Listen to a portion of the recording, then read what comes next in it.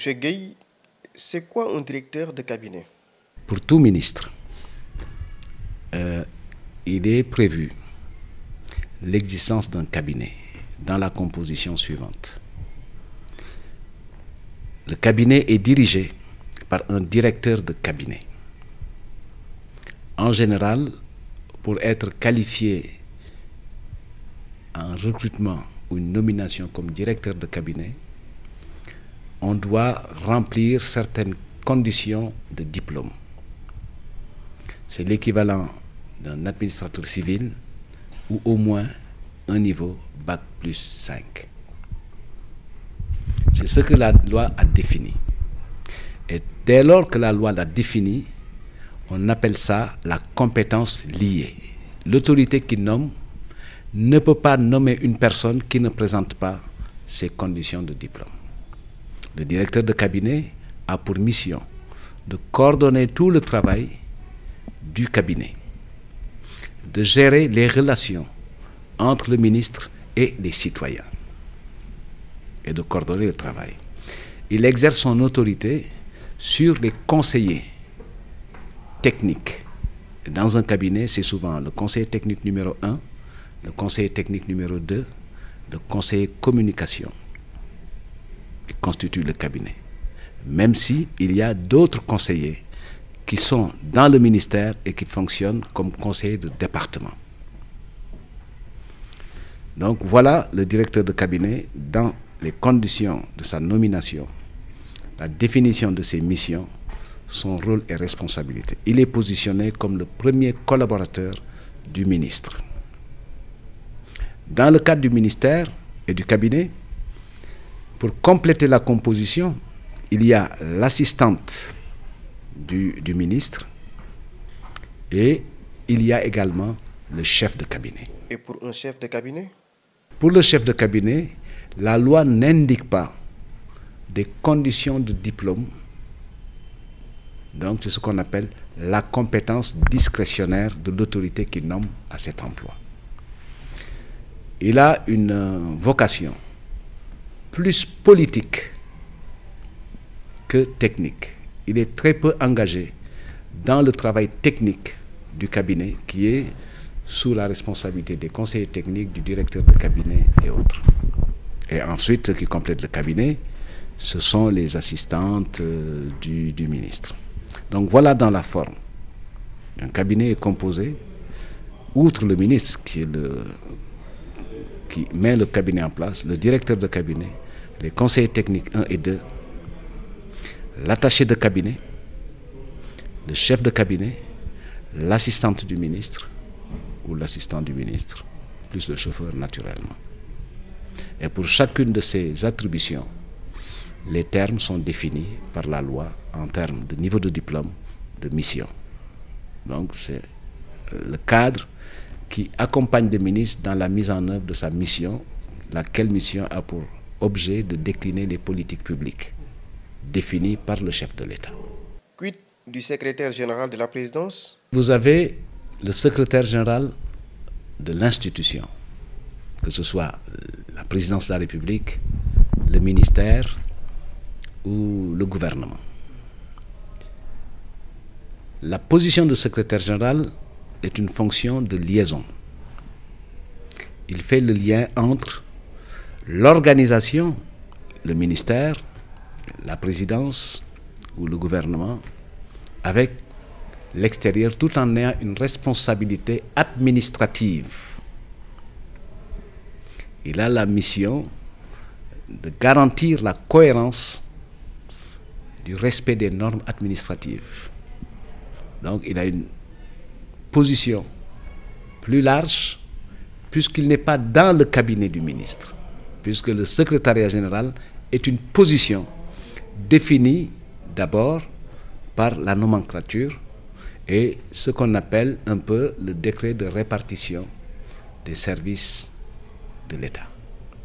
Son rôle est un rôle, il est la mémoire du ministère, il assure le fonctionnement administratif et la mise en cohérence et le respect de la norme administrative.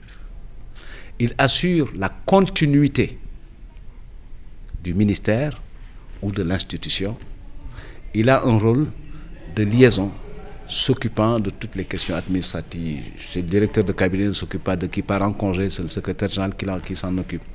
Il ne s'occupe pas des questions de prise en charge maladie, c'est le secrétaire général. Il ne s'occupe pas de la mise en cohérence par rapport à la continuité des politiques qui sont définies, c'est du ressort du secrétaire général. Et pour le secrétaire général également, c'est aussi un niveau de diplôme très élevé. Mais il faut surtout remarquer que ça a été une très bonne chose de généraliser le poste de secrétaire général dans tous les ministères. C'est ce qui garantit la continuité et la mémoire de l'administration. Et cette innovation, elle est intervenue sous le magistère du président Macky Sall. C'était une norme normative comme pour les DAGE ou les SAGE. C'est en fonction du nombre de directions qu'on a un DAGE ou un SAGE. C'est en fonction du nombre de directions qu'on avait un secrétaire général ou pas dans le ministère.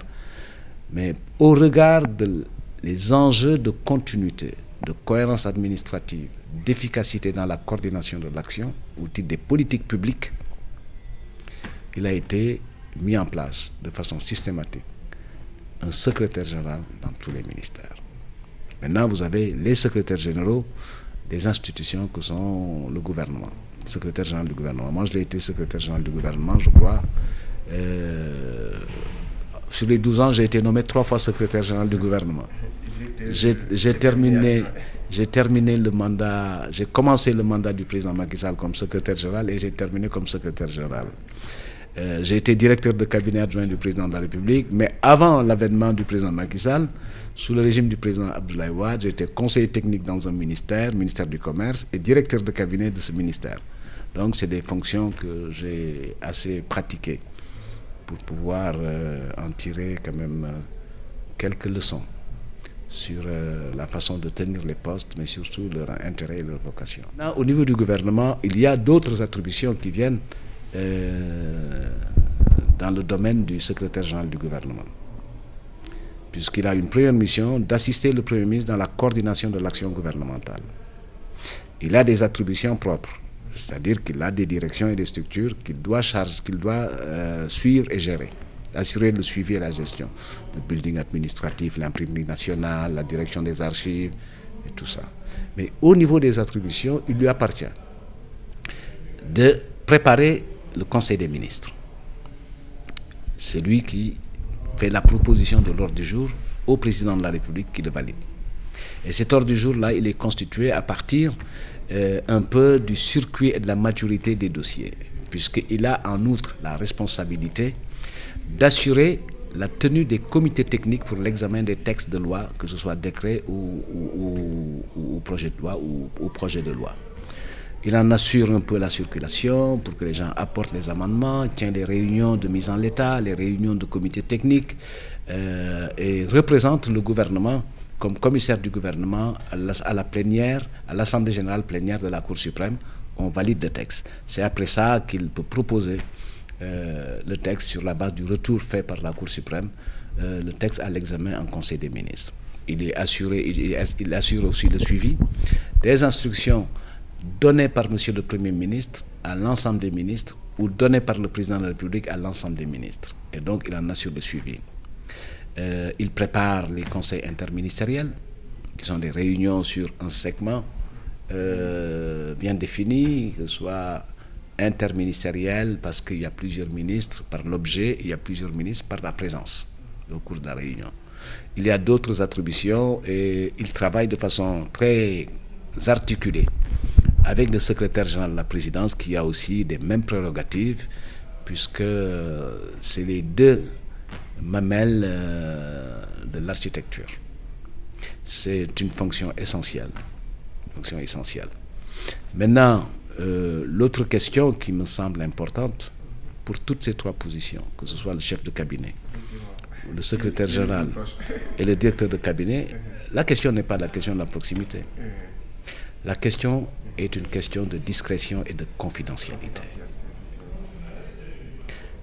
Parce que quand vous êtes directeur de cabinet, comme me le disait mon ministre, Abdourahim Agne pour ne pas le citer, vous êtes le ventre du ministre, il vous dit tout. Et vous n'avez pas le droit de tout lire, n'importe où. L'enjeu, ce n'est pas une question de proximité, l'enjeu, c'est une question d'être efficace, de respecter le code éthique et de rester dans cette idée qui me semble essentielle. Quand on occupe l'une ou l'autre de ces positions, on doit être comme une tombe. Comment appréciez-vous le limogeage de Pape Madou? Par respect au président de la République, je ne donne pas d'avis, puisque c'est le président de la République qui l'avait choisi librement, sans donner la raison. Donc il le limoge librement, sans donner la raison, ou en tout cas en définissant lui-même la raison qui correspond à sa décision. HK Media juddu ngir joxe xibaar yu tegu ci yoon te amal njëriñ askan wi li ko tax a jóg mu moom boppam ci wàllum xibaar waaye itam di ko teg fu leer. HK Media di bërëb tasum xibaar bu yees li ko tax a jóg liggéeyal Sénégal réewum l'Afrique rawatina àdduna wërngal képp.